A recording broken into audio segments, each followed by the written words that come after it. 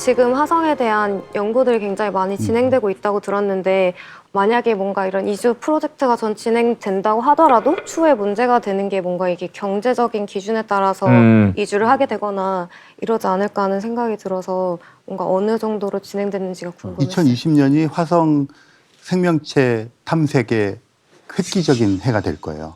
올해네, 올해. 올해. 네. 네. 왜냐하면 7월 무렵에 미국 나사의 마르스 2020이라고 하는 화성 탐사선이 떠나요. 그다음에 그 지금 말씀해 이사라고 하는 유럽 우주국에서 엑소 마르스라고 하는 그 탐사선이 가는데 이 두 탐사선의 목적이 거의 동일해요. 굴착기를 가져가요. 그래서 땅을 파가지고 화성에는 표면에 물이 흘렀던 흔적들은 있고요. 굉장히 결정적인 게 메탄가스가 주기적으로 막대한 양이 나와요. 우와. 뭐 이 메탄가스는 뭐 화산 작용이나 뭐 이런 것들에서 생길 수가 있는데 화성에는 그런 작용들이 거의 없어요. 그렇다면 지금 후보가 화성의 땅을 파면 한 5, 6m 안에는 좀 젖은 흙이 있을 거 아니에요. 물이 녹아 있을 테니까. 미생물. 그런 곳에서 박테리아나 미생물 같은 데 있어서 메탄가스를 만드는 애가 있지 않을까 하는 게 지금 질문이에요. 오. 그 굉장히 구체적이잖아요. 네. 그래서 그렇다면 우리가 굴착기를 가서 파봐야지. 그래서 지금 가 있는 인사이트라는 애가 있는데요. 그냥 탐침을 5m 꽂아갖고 하고 위에다가는 지진계도 해놓고 막 하고 있어요. 그런데 지금 가는 두 대는 목적이 메탄가스를 뿜어내는 어떤 미생물이나가 지하에 있을까? 그게 목적이에요. 그래서 가는 곳도 그런 게 있을 법한 지역을 설정해서 가요. 그러니까 어쨌든 가부 간에 2021년에 어느 날에는 결정을 있다 없다. 네, 해올 거예요. 그러니까 지금 화성 생명체에 대한 그런 게 되게 임박했고요. 미국 나사나 유럽 우주국은 2030년대 후반에 과학자들을 태워서 화성에 가서 탐사를 하고 돌아오겠다는데 문제는 너무 멀어요. 달까지는 3일 걸렸거든요. 네. 그리고 22시간 있고 오면 일주일짜리 여행인데 화성이 제일 가까울 때 가도 6, 7개월이 걸려요. 너무 멀어지면 안 되니까 한 달밖에 못 있고 돌아오는데 이게 최소한 520일이 걸려요. 그 사이를 생명이 살아서 갔다 와야 되니까 되게 힘들잖아요. 근데 그런 와중에 2020년대 중반에 미국 나사보다 먼저 사람을 화성으로 이주시키겠다고 하는 회사들이 생겼어요. 마르스 원이라고 하는 회사가 있어요. 2012년에 생긴 회사인데 네덜란드의 20대 청년 두 사람이 만든 회사예요. 일종의 스타트업. 그래서 그 친구들은 두 가지를 내세웠는데 하나는 기존의 기술로 가겠다. 왜냐면 바이킹부터 시작해서 많이 갔거든요. 무인 탐사선이. 그걸 개량해서 가겠다는 거예요. 두 번째 조건이 중요한데요. 갔다 올래니까 힘들잖아요. 네. 가서 정착에 살겠다.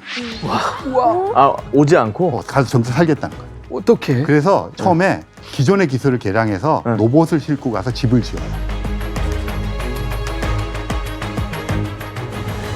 기발하다. 야, 이게 눈앞에까지 왔네요. 그 와중에 일론 머스크가 등장을 했어요. 나도 갈래. 일론 머스크도 가서 안 오는 거예요. 아, 진짜? 거기다 안 오겠대요? 건설하는 거예요. 규모가 커요. 우와. 3,000명을 보냈어요.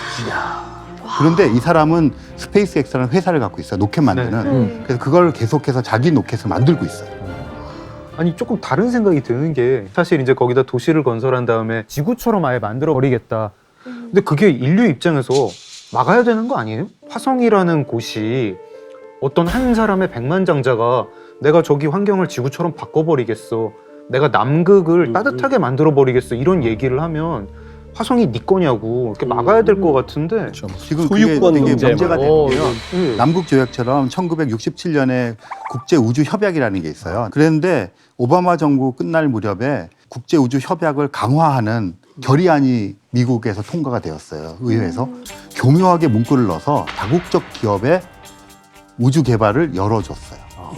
그러니까 이게 해석에 따라서 유권 해석이 그 로비를 이런 사람들이 다 한 거예요. 내 힘이구나. 사실 이제 화성에 굉장히 귀중한 생명체가 미생물이 있는데 탐사팀이 가가지고 걔네를 딱 멸종을 시킬 수도 있잖아요. 그럼요. 네, 뭐 스페인 사람들이 네, 남아메리카 잉카, 가가지고 한 것처럼 굉장히 좀 약간 이게 한편으로는 잘 돼가지고 나사도 돈 없어가지고 못 보내는 거 부자들이 해가지고 갔으면 좋겠다 이런 마음도 있는데 또 한편으로는 저거 좀 약간 윤리적 그래서 잣대를 좀 사실 이제 느껴야 미국 되는 나사에서 그러니까 이제 생명체가 있을 가능성이 높은 지역에 탐사선들 섣불리 가지 말고 금지구역을 설정을 해놨는데 설정뿐인 거죠 사실은.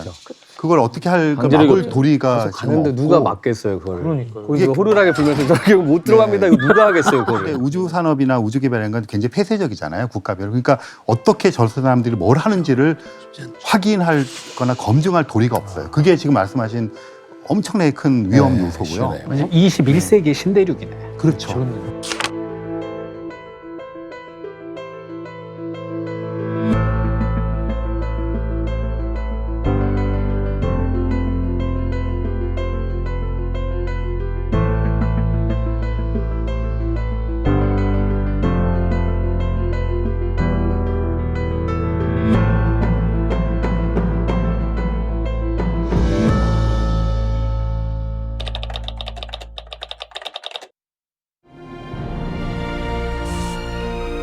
Two, one. We have ignition and we have liftoff.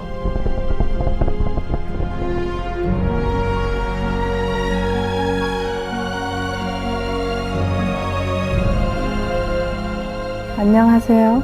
Witajcie, istoty z zaświatów. पृथ्वीवासी हरूबाट शान्तिमय भविष्यको शुभकामना।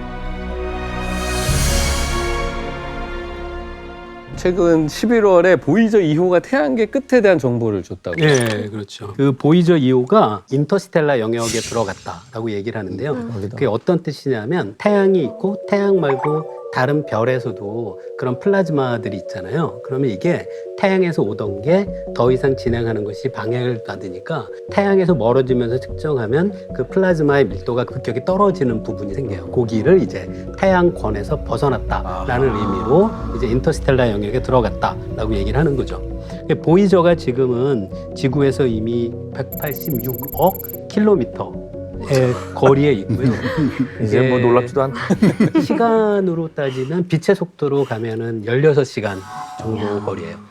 근데 이게 제가 생각하는 진정한 의미의 인터스텔라라고 하면 태양과 가장 가까운 다른 항성이 있으면 그 중간쯤 가는 게 오히려 의미가 있다고 생각하면 그거는 한 2광년 정도거든요. 근데 지금은 16시간 거리라서 아직도 진정한 의미의 인터스텔라에 도달하려면 지금보다는 훨씬 더 시간이 오래 걸려야 되는 거죠. 근데 보이저가 지금도 신호를 보내고 있는데 가끔 근데 이게 안타깝게도 5년 정도 더 시간이 지나면 이제는 이제 신호를. 배터리가 더 이상 아, 그래요? 네, 그래서 쉽지 않을 배터리로 거라는 얘기를 가겠구나, 그것도. 하고 있습니다. 그럼 그 자유의 몸이 되네. 수고했다. 지구인이 짊어지게 한 임무로부터 이제 네, 자유. 네. 이제 우주의 먼 바다를 여행을 하겠죠. 진정한 독립이네요.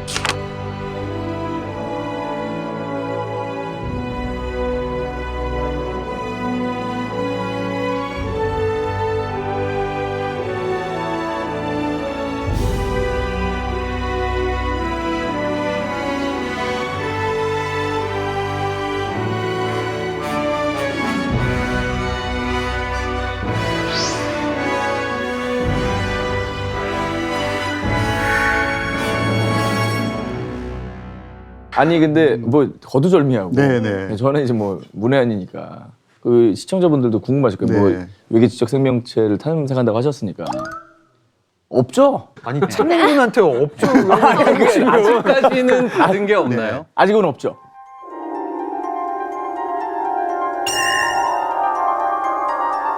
네, 다 맞는데요. 네. 일단 관측을 했을 거 아니에요? 네. 1960년부터 했어요. 전파 망원경 가지고 네. 후보들이 한 5,000개가 넘게 있어요. 어? 그 중에서 와우 시그널이라는 이름을 불리는데요.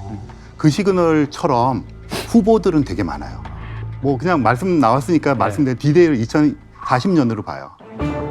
아, 2040년이면 어떻게 뭔지 알아요? 2040년이면 외계인이 보낸 인공적인 시그널 하나를 확인할 수 있다.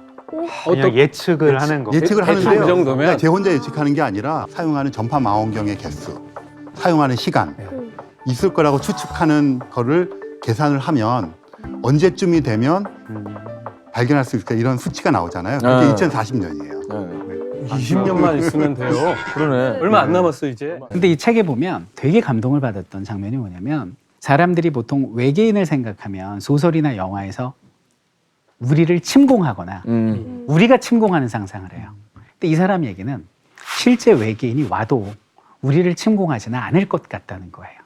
왜 어떤 그 이유가 뭐냐면 네. 적어도 이게 막 엄청난 그 광년을 넘어서 우리한테 올 정도의 기술력을 가지려면 이 사람들은 서로가 서로를 엄청나게 배려하고 협력하는 그런 존재들일 거라는 거지. 만약에 그렇지 않다면 자기들끼리 핵전쟁 비슷한 거라서 멸종이 됐을 텐데 그렇지 않고 여기까지 올 정도의 기술력이라면 배려와 협력과 뭐 이런 것들로 가득 찬 생명체이기 때문에 그렇지 않으면 못 올 거라는 거죠. 이미 멸종되어서. 네. 그래서 저는 우주를 이해하는 것이 인간을 이해하는 길이라고 생각해요. 우리말 속담에도 그 사람이 어떤 사람인지 보려면 친구분을 보라고 하잖아요. 그러니까 내가 어떤 인간이란 존재를 이해하는 방법이 두 가지가 있다고 생각하는데, 하나는 제 내면에 대한 성찰을 하는 것과 제가 아닌 외부를 바라보는 것일 텐데요. 저는 우주를 봐야 되는 이유는 인간이 인간을 이해하기 위한 아주 좋은 방법이기 때문이다.